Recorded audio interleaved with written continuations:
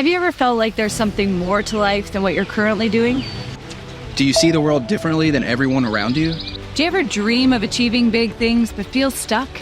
We're Tiffany and Sid, and we are the Cycle Breakers. Not long ago, no one believed in us. The people closest to me said I'd make a great receptionist.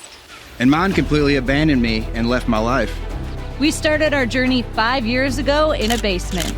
Now, we live our dream life in the Smoky Mountains of Tennessee. But how did we get here? We saw a life that was much better than the one we were living. And broke through the blocks that hold most people back. Like self-sabotage, crippling self-doubt, and the fear of rejection. But we knew we were made for more, so we bet on ourselves to make the life that we wanted. And jumped into a life dedicated to breaking old cycles and patterns. And now we live on 97 acres in the Smoky Mountains. We travel the world speaking on stages, and we help a small army of people break their cycles as well. We're the Cycle Breakers, and we break through blocks that are holding most people back so we can go live our dream life. Welcome to the Cycle Breakers Show. Welcome back, everybody, to the Cycle Breakers Show. Super excited to be here with you today.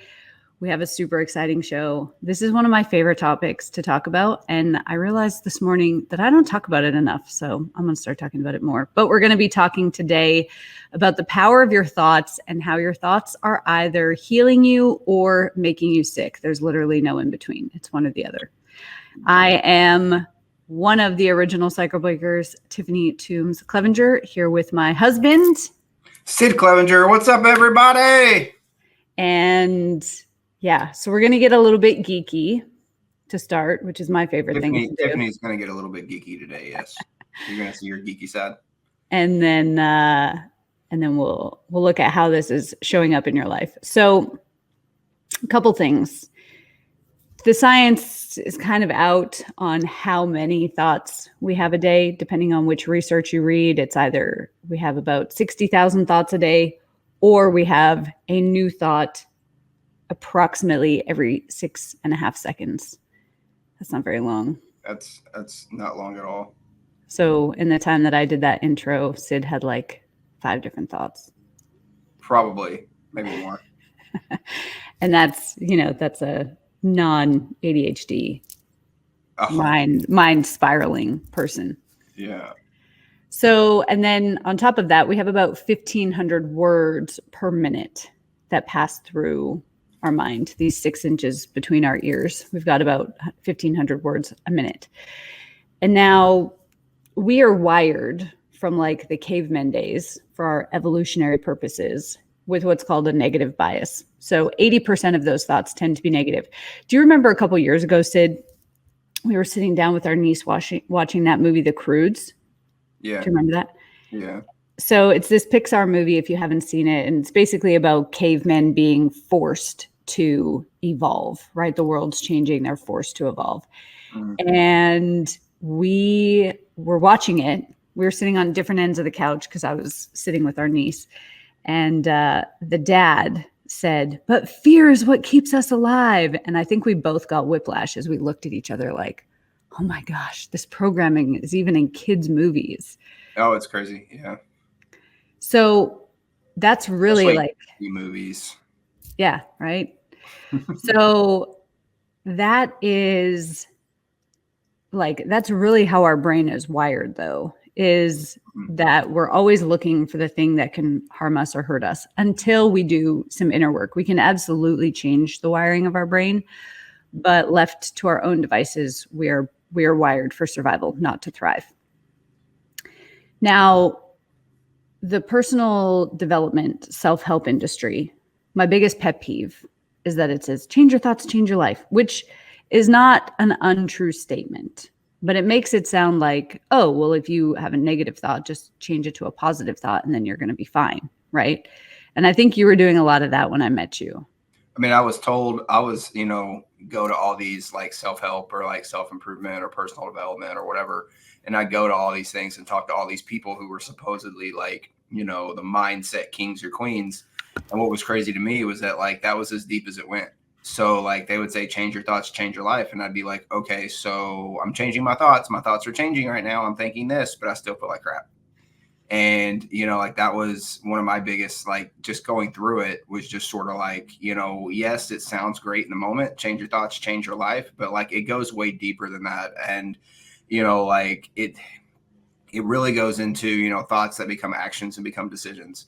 So like when, like I can change my thought, but if I don't feel it inside, it really does. It's just like affirmations, right? Like I can sit in front of a mirror and I can talk to myself, but if I don't, truly believe what I'm having, the thought that I'm having, it doesn't really matter. And it didn't at least really matter for me.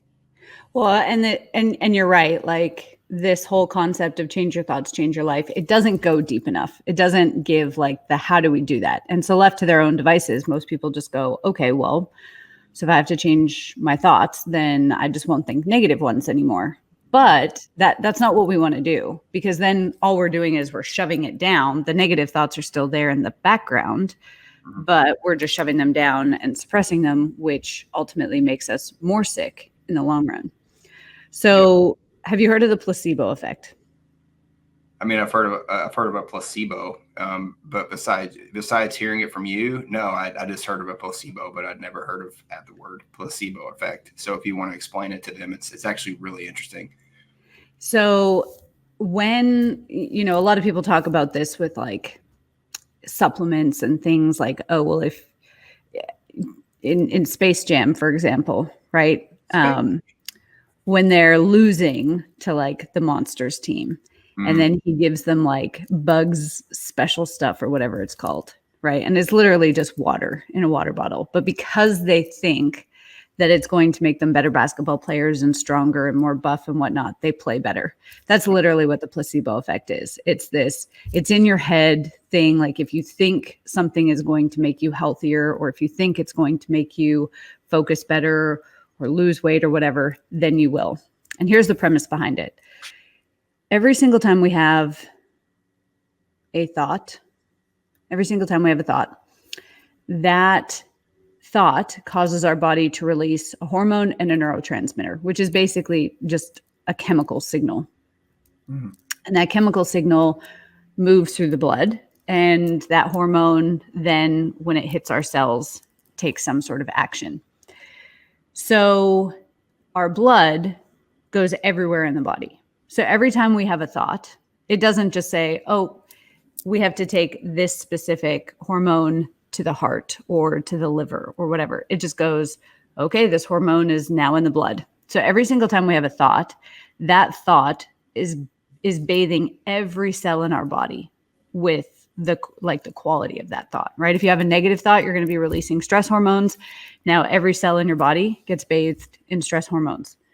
And then our skin starts to look a little dull, or we start to gain weight, or, all of these other knock-on effects of constantly having stress. Whereas if we're thinking a positive thought, then we're releasing endorphins, serotonin, depending on the thought, oxytocin, dopamine. Oh, you got real geeky. Oh, real geeky.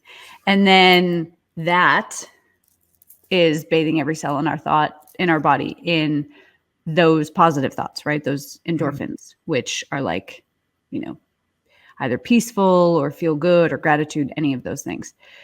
So when we talk about the placebo effect, people think like, oh, it's just all in your head. But if we think about it deeper, it's actually showing you the power of your thoughts. I'm going to share with you a crazy study. So they did this, they took these people who had osteoarthritis in their knees. So people who either had just had knee replacements or were about to get knee replacements. They had a lot of knee pain, decreased mobility, low strength in their legs, right? They were really struggling to do like basic daily function. They had a control group. So people with the same symptoms and pain that got no intervention, no surgery.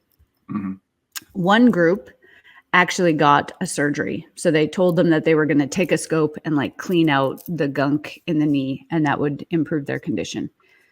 The third group got no surgery, but they thought they did because the surgeons just gave them just poked holes and made it look like they had the surgery. Right now, the people didn't know which group they were in, and the researchers didn't know which group they were looking at. They just knew that some people had scars and some people had scars and surgery. And after like 30 days, at the 30-day follow-up, where they checked pain levels, where they checked strength levels, mobility, there was no difference between the group that got just scars and no surgery and the group that got surgery and scars. Interesting. So that is the healing power of the mind. Mm-hmm. But then the opposite of the placebo effect is called the nocebo effect. And this is where your thoughts... Big words from Tiffany today. This is where your thoughts can make you sick. Mm-hmm. So there was a guy a documented case where his thoughts were so negative that he put himself into a state of sepsis. Like he basically made his body so toxic that he ended up in the hospital and almost died. If we go into sepsis, it's like that's what happens when our organs start to shut down at the end of life, and then we're not able to filter like the gunk out of our blood, to put it non-scientifically. So he put himself into a state of sepsis because his thoughts were so negative and so intense and for such a long period of time. So our thoughts can either make us sick or they can make us well. So you have been off of your anti-anxiety meds for almost a year. Yeah. Actually, I think it will be a year next month. Awesome. So I want you to think back to a time in your life, maybe around the time we met. You weren't super healthy when we met. You mean like just in what I ate or just like in what I thought? Both. Yeah, good point. So yeah, I mean, for me, it's interesting. I was reading, it's interesting, like there's people out there who can literally think, I've seen this where like they think themselves into sickness. So like they'll literally be like, they're constantly talking about how they're sick or they're weak or they're tired. Right. And then like you just kind of see that it just sort of like overtakes their entire being, their entire, like energy source about who this person is. And they'll sit out there and they'll be like, okay, so like, and have you ever noticed this too? It's like almost kind of like there's a, it's almost kind of like there's a, I don't know what the word is, but it's like, you have like energy level, right? And then you kind of look at it and you're like, okay, so like they're not even scratching the surface of what they could do because they're not even opening their mind into what's possible. So like, they'll literally shut themselves down because they'll look at it and they'll be like, oh, I'm doing all that I can. But then if you look at it from the outside looking in, you're like, well, are you?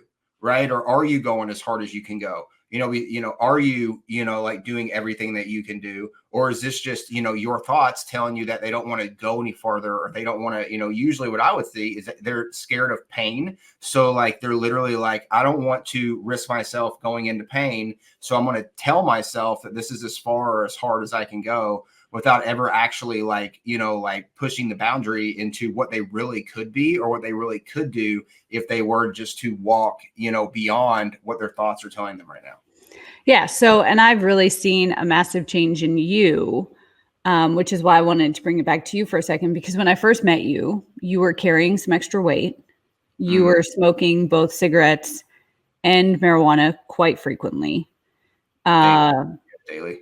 Almost, you drank at least once or twice a week. Yeah. So what were your thoughts back then? My thoughts back then were a lot of, I'm going to work as hard as I can, but then I'm going to feel this pain. And when I feel this pain, I'm going to want the pain to go away. So when I looked at, like smoking marijuana or I looked at cigarettes or whatever, and it almost became a habit. So like before I knew it, I was reaching for it when I would reach this emotional, kind of like this emotional, like, kind of like spot, like at least I had in my head.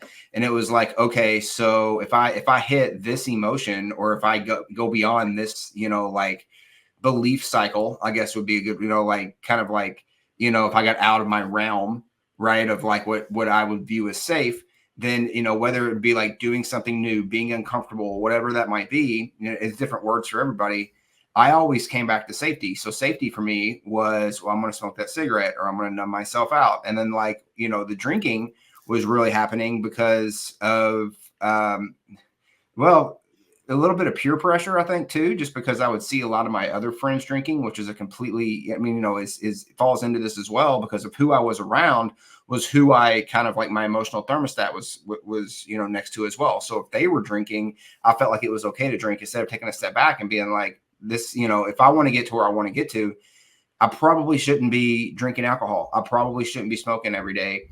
And for me, like it very much was just like, okay, well, you know, I need to take a step back and I need to look at myself based on my own eyes and what I know is right and know how, you know, I think we all know, I knew like I could feel exactly how hard I could push, how far I could go. And, you know, it's funny. Now I tell this I to a think lot. you thought you knew that, but you didn't really like, and I didn't say in the beginning either, like you definitely attracted mentors and friends who nothing was ever good enough. Because when I met you, you beat yourself up a lot. I did. And I think a lot of it was because I, you know, and for those of you like beating myself up a lot would be negative self-talk to motivate. And, you know, Tiff and I are highly against that. You know, we do not believe that you have to, you know, talk negatively about yourself. I've personally been through that where I would get up and like every single time that I would make a mistake, I would lose it for like 30 minutes. And I'd literally beat myself up for 30 minutes and have to come back from that. And I would do that on a day-to-day basis. And like that, it's draining. Like it literally puts you into a no-win situation, or it did for me, because it didn't matter if I went left or I went right. I was always wrong, and always being wrong. Absolutely. Just emotionally, it literally killed me inside, because I'm sitting there and I'm like, okay, well, I don't even want to wake up. I don't even want to do anything because all I'm doing is waking up and I'm wrong. So what's the point of even getting out of bed? And I'm not picking on you. I had gone through that before I met you. We were at different places in our healing journey when I met you. I mean, you would listen to like, you know, angry, like people yelling at you to like motivate you in the morning to get going. And I remember there was one day that I was like, let's do some gratitude. But like where most people go wrong with gratitude is they don't really feel it. So I like, let's really feel gratitude. And you were just like, I don't even know what gratitude feels like. I told right you, I now. don't know what gratitude. Yeah, I was sitting there and I was like, I don't even know. Like, and at the time, I think it was because I was so numb from all the medicine and all the drugs and stuff I was on. But it was literally like, I don't even know what you mean by gratitude because I don't feel nothing, you know, like, and I don't see, like, what am I going to do? Just like think, you know, like think myself into being grateful. Like, I don't even know what that really means. And, Well, and I think at that time you didn't believe that you had anything to be grateful for because you were in a culture of nothing is ever good enough, right? yeah, Like, oh, good, you reached the top of this mountain. There's still another one to climb. Like, why are you taking a break? You're in a very toxic environment, culture. And a lot of people are. I mean, like, I think a lot of people are, and they don't even recognize it. You know, like they don't even recognize, like for me, the red flags were right in front of my face, but I refused to look at them. Because I refused to believe them because it was all I knew that was safe, even though it wasn't safe. And even though I was dying inside, like I remember I used to have the thought that, you know, if I die just a little bit, it's a lot better than dying a lot. So like if I hurt just a little bit, it's a lot better than hurting a lot. So I'm never going to go out there and actually like take a big swing at what I want to do or take a big swing at like, you know, the life I could have, because if I take a big swing on what I could have and it's uncomfortable and it's bigger than I've ever thought, that means if I fail, then, you know, it's going to be the biggest, you know, the pain is going to be a lot more than the pain that I'm basically just limping around with every day. So like I lived in this kind of identity of it's okay to like be in a little bit of pain as long as I'm not in a lot of pain. But because of that, I trapped myself into always being in pain instead of going out there and, you know, like doing my best to break the cycle of pain I was in and really turn into a new person because I was so scared of it at the time. Well, and the interesting thing about red flags is that most often we don't really ignore them, but they feel familiar to us. So they don't look like red flags, right? And so, you know, before I met you, when I was still in Australia, I was working with business partners who almost regularly would tear me down, right? It was a very similar, for you, it was mentors and friends. For me, it was business partners. but it was that same like walking on eggshells lifestyle of nothing's ever good enough. If I don't agree with 100% of everything that they say, they're going to, berate me and call me names and tear me down. But then I was really my own biggest bully. Like if you were to hear some of the things that I said to myself, it would shock people what I used to say to myself. But then at that time, What did you used to say to yourself, Tiff?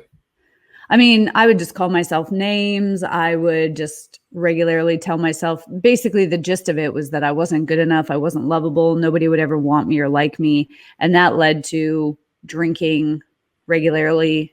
There's a famous picture of you with a bottle.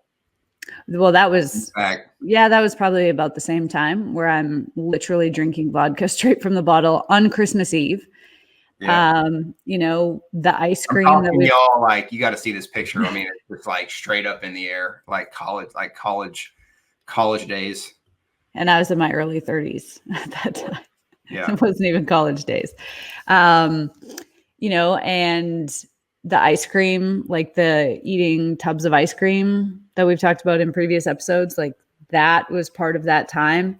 And so, we've had people come into our programs previously who have had things from fibromyalgia, liver disease, cancer, depression, anxiety, bipolar, borderline personality disorder. We've had heart murmurs, all type 2 diabetes, and all of those things have quote unquote miraculously healed when we've showed people how to start regulating their nervous system, because that's really the basis of changing your thoughts. Foundation of everything, right? Because if that was my biggest thing. It's like, it's the foundation. So like if I could do anything and everything else, but if I didn't fix that foundation, then nothing really ever changed for me. Yeah. And most people, they want to do the inner work. And so they go to, they read books or they go to conferences or whatever, and they feel motivated for a day or two, but their nervous system is still in a state of total chaos. Their nervous system is still totally dysregulated. And we cannot change our thoughts, truly change our thoughts, until we become aware of them. So the first step is a process called metacognition. So we start becoming aware of our thoughts. It's not about suppressing the negative thoughts. It's about seeing it and saying, I don't have to be attached to this. Like maybe this is an old story for me. Maybe my story used to be, and I used to believe that I wasn't good enough or nobody would ever want me, but it doesn't have to be my story now. I don't have to stay attached to this story. I mean, what would you say that somebody who, is recognizing that they basically talk very mean to themselves? They're listening to this right now, or they're watching this right now, and they're like, okay, I know that I'm pretty mean to myself, and I've used that to motivate myself, or I've used that to get past what I believe is blocks that I've had. What would you say is an exercise or something they could do to kind of start, to kind of flip the script on that? And like, obviously we talked about how we don't like change your thoughts, change your life kind of thing, because it's very surface level. But what would you say is something like actionable that they could do to where they could be like, here's something you can do every day to kind of start that process of flipping these and, before you know it, like not talking negatively about yourself, looking at the world completely differently, all of that stuff. Yeah. So the first thing I want to say is disconnect from the quote unquote reality that you see on social media, because there is, some people in the self-help personal development world, we refer to them as the Black T-shirt mafia. But they portray themselves as having these amazing lives and, all of this. And they kind of perpetuate this cycle of like the self-abuse to motivate, right? Like, I'm going to beat you down to get you to take action. And if you were to really dive in to those people behind the scenes, right? If you start paying attention to their deeper patterns, how they treat people who leave their programs, the quality of their relationship, right? The divorce, et cetera, what people who know them behind the scenes have shared, then you'll see they're really not all that happy. right? They may have People that are not happy at all. They may have a ton of money, and they may have a huge following, whatever. Big businesses. They may speak on stages to thousands of people, tens of thousands of people, but it doesn't always translate into happiness. And there was one of these gurus a couple years ago who reached out to me and said, I talk about being over my anger, but I'm not. And so, I want to do a session with you, start doing that. And halfway through the session, this person shut it down and was like, no, I can't do this anymore. Right. It's kind of like they hit a wall. Was it Tony Robbins, I think, said like, any amount of success, without fulfillment is the ultimate failure. So like he'll be literally talking to people who are, billionaires with a B, and they'll reach out to him and they're like the most unhappy, people that he's ever met. And so like, I think a lot of us will go out there and chase money because for some people, like money means security. But at the end of the day, I think like if you're not fulfilled in what you're doing, I mean, yeah, like Tiffany and I, we're healers, right? We're trauma hypnotists, we're manifestation people. We help people with, clearing blocks that they have. And this is what we do for a living. But at the end of the day, like, it doesn't matter how much money we ever make, like if we're actually not doing this to help people, if we're actually not doing this right for fulfillment of people actually getting healed. And then we look back and it's like we make, all this money, but no one's actually gotten help, we're going to feel like crap. At least I know I'm going to feel like crap because like, that's not what we got into this for. And I think like that is something I think a lot of people really need to hear because like we all kind of, I think, chase after money, but money is, not that we don't like money. I mean, you and I believe that money is nothing more than an amplifier. It's a tool. Yeah. It's an amplifier. So if you're a good person and you make more money, you're going to be, you're going to be more of a good person. If you're a crappy person and you make a lot of money, you're just going to probably use it to be more crappy. So, I think like a lot of people chase after money, but I think you should look at like, everybody talks about this, like, Marcus Simonis has talked about this, but many people, money's a byproduct of what you do. So like, if you're putting a certain type of energy out in the world, right, the byproduct of that might be that you're going to make money because you're putting that energy out. But if you're not putting that energy, if you're putting a negative energy out, then usually that byproduct isn't going to show up anymore.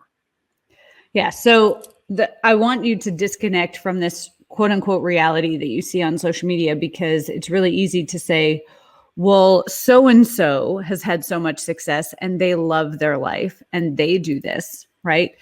But do they really? Like, is that how they motivate themselves, or do they actually celebrate their successes and whatnot? So when you find yourself having this negative thought, the first step is to take a breath, like literally hit pause, and to notice, to check in with yourself. How am I feeling right now? How does my body feel? Like, do I feel light and energetic, or do I feel like heavy and like I'm wading through the swamp? Right?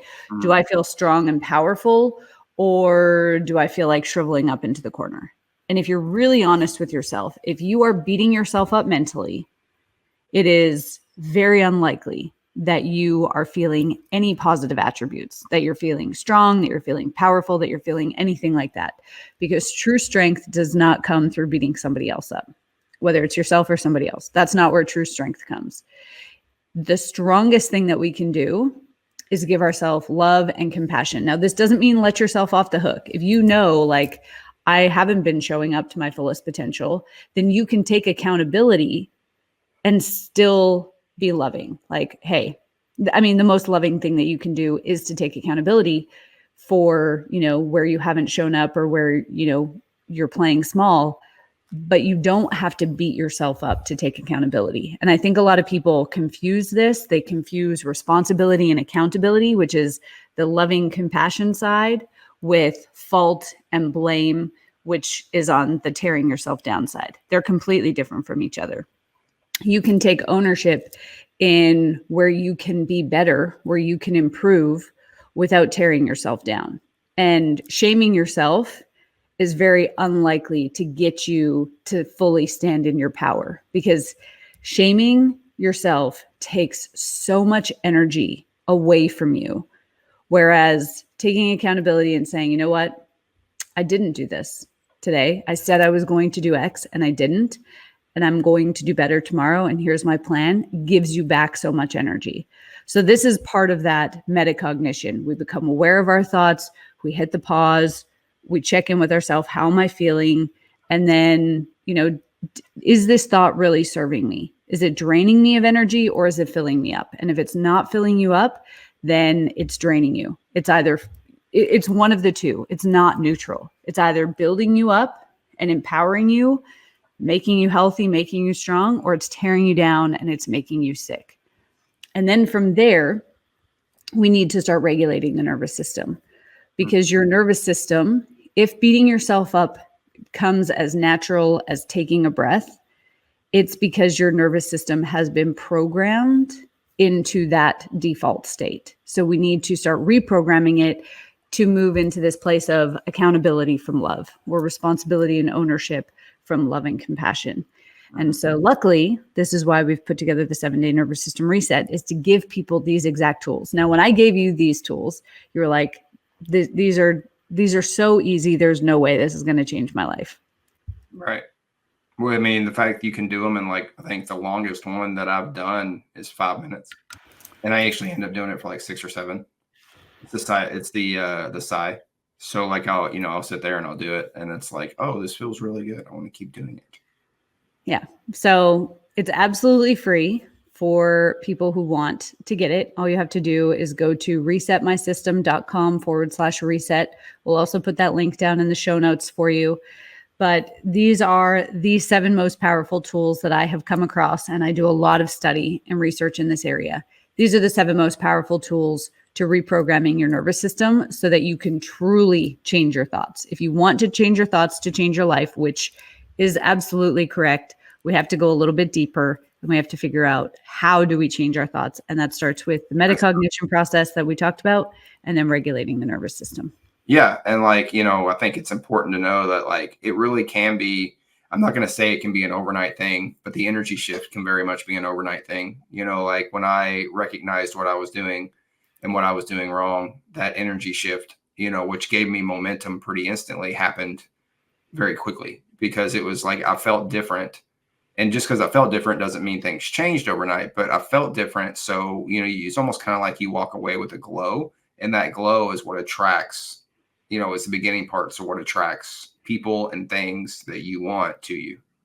Yeah. So these exercises, especially the breathing exercises, they are going to create an immediate shift for you. Mm-hmm. And so your immediate, how I'm feeling right now, is going to shift. Now, to fix our default mode, to shift our default mode to something new, that's where the consistency of practicing the exercises comes. Mm-hmm. Right? Like if you haven't worked out before and you go for a workout, or you go for a walk or whatever, you feel good after, but it's not going to cause you to lose the weight. It's the consistency of doing the thing that makes you feel good in the moment that's going to shift the deeper stuff. Right? And so these are going to give you the immediate shift of like, oh, I feel good right now. I feel so much more calm, whatever right now. And then we're going to get to the, oh, now stress and chaos is no longer my default. Now I'm no longer missing the red flags, because I can see that they're red flags, because that's no longer what feels normal and familiar and safe for me. So where can they go get this 7-day nervous system reset, Tiff? They can check out resetmysystem.com/reset. We'll also put that link down in the show notes. All right. Yeah. And I would say, get that, download it. It's inside of our custom app. Just download it. The exercises, video walkthroughs, everything's there for you. You can get started resetting that nervous system here in just the next couple of minutes. And the truth is you can probably start feeling better in the next 10 minutes if you download it right now. So that is it for us today. We'll be back again soon with another amazing interview. We've got some incredible interviews lined up, mm-hmm. and some other episodes of us getting geeky with you. Geeky. Thank you for joining us for this episode of The Cycle Breakers. This channel is dedicated to giving you the tools that you need to clear out the blocks holding you back so you can live the life that you desire. Now, before you go, as our special gift to you, we have our 7-day nervous system reset. These are the exact exercises that I give all of our clients in every single one of our programs to help them regulate their nervous system, to make that inner work and clearing out those mental blocks so much easier. The best part, it's absolutely free. Just click on the link in the description below and you'll get instant access.